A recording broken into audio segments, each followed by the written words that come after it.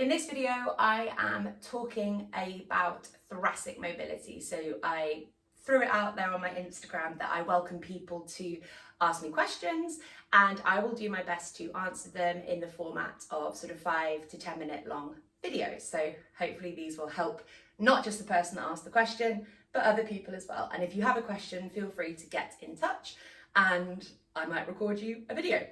So today's question is about thoracic mobility, and I've just written the words thoracic mobility down, which makes me think that the person that wrote this didn't ask a particularly specific question, which is fine, but when it is a generic thing, I'm just going to have to answer the question sort of generically. So I think this person sort of said, talk about thoracic mobility, and I always get lots of questions about thoracic mobility. So I'm going to divide this up into two parts. One perhaps is what people might consider the slightly more helpful version, and the second bit is probably the less helpful version because it's the long-term answer rather than the short-term answer that, generally speaking, people want. The biggest problem that I see regularly is that when people think they are moving their thoracic spine, so just for the sake of the video, your thoracic spine is the bit of your back that's behind your rib cage, basically. So you've got your sacrum at the bottom, you've got your lumbar spine, which is your lower back, you've got the thoracic spine, which is the biggest portion of your spine is the thoracic spine. So it's kind of the end of the neck, bottom of the rib cage, and then you've got your cervical spine, which is your neck as well. But I don't really like the way that we divide it all up into these different chunks, because again, it's compartmentalizing the body in a way that doesn't make sense, because of course the spine is connected and it's connected to the pelvis and hip, etc. I could talk about that forever. So the biggest thing that I see is that when people think they are moving their thoracic spine, so basically just think your rib cage, people think they're moving their rib cage, but actually at the same time they're moving their hips and their pelvis as well. So people think they're doing like yoga moves in a yoga class, or even Egoscue moves that they're not quite doing correctly. They think they're mobilizing this upper body section, but actually, upper spine, but actually what they're doing is they're compensating at the same time with their pelvis and their hips. So in order for you to loosen up this upper body, you've got to basically try and keep your hips and pelvis square as you move this upper body region, because otherwise, if the pelvis and hips are kind of going along with you, you're not corkscrewing your spine and twisting it in the way that you think. You're actually just moving your pelvis, and the whole spine is just moving as a unit. You're not rotating and moving it perhaps in the way that you think. So if I think of, I'm trying to think of like an exercise that might be, okay, I've just thought of one. So if you are doing yoga, or this is an Egoscue move as well, we might be looking to twist to the side like this. So sitting with the legs out in front, you might see in yoga classes, you get people that are doing like this type of twisting movement like this. And this in principle is a fantastic thoracic mobilizer, because you can see here, we're twisting our thoracic spine. But what we see a lot of is compensation through the hips and pelvis. So at the moment, my left sit bone and my right sit bone are both firmly grounded onto the floor, and that does not change as I twist to the left-hand side.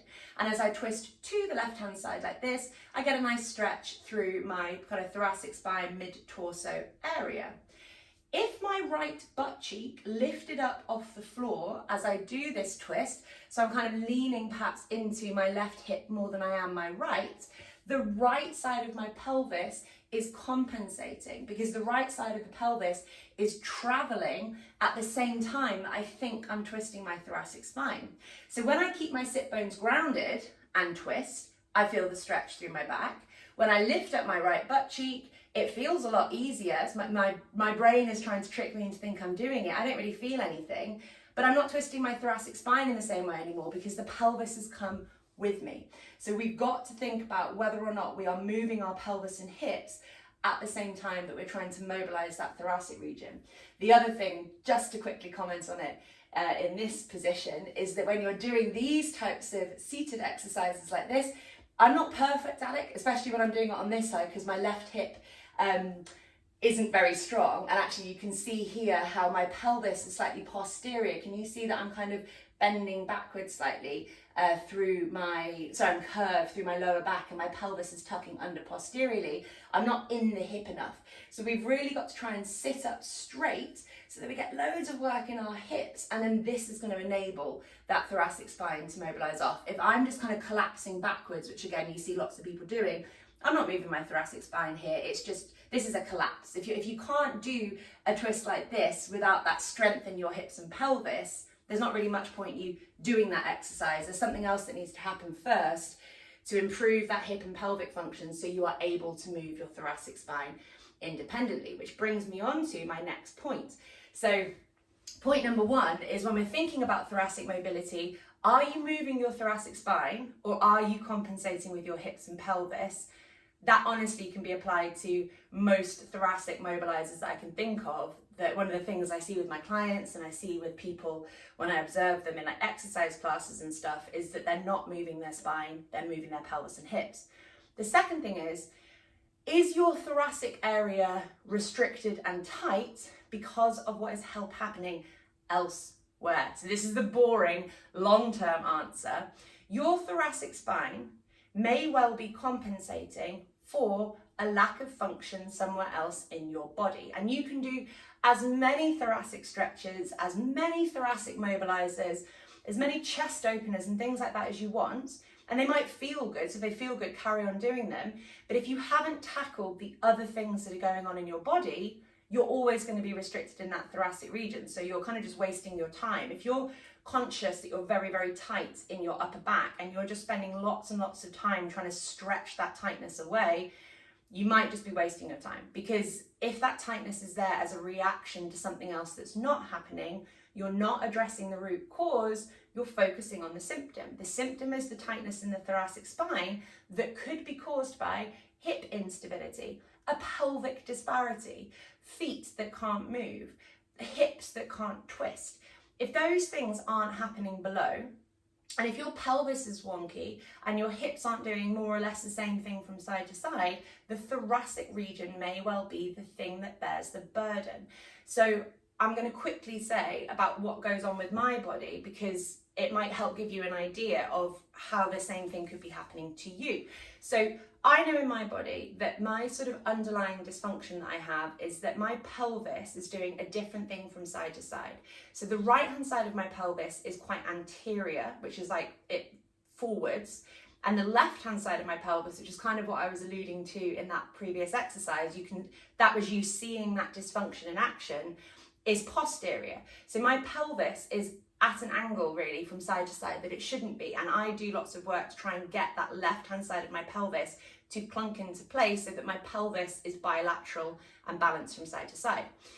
I don't suffer pain, but I do suffer tightness in my thoracic region.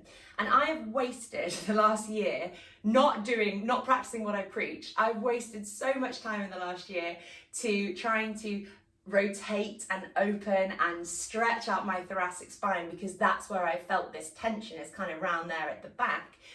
But that isn't, I've been symptom chasing. I've been doing what I would not tell my clients to do, in that I've been focusing on the area that feels tight, not looking at the fact that my rib cage is out of whack because my pelvis is out of whack.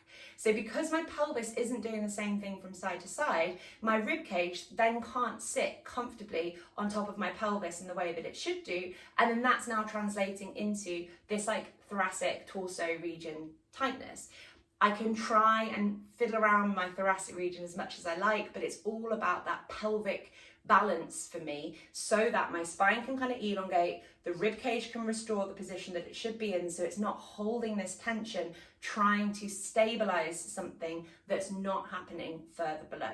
So that is my answering of the question on thoracic mobility. Number one, think about whether or not you are you're moving your upper body, or if you're moving your pelvis and hips too.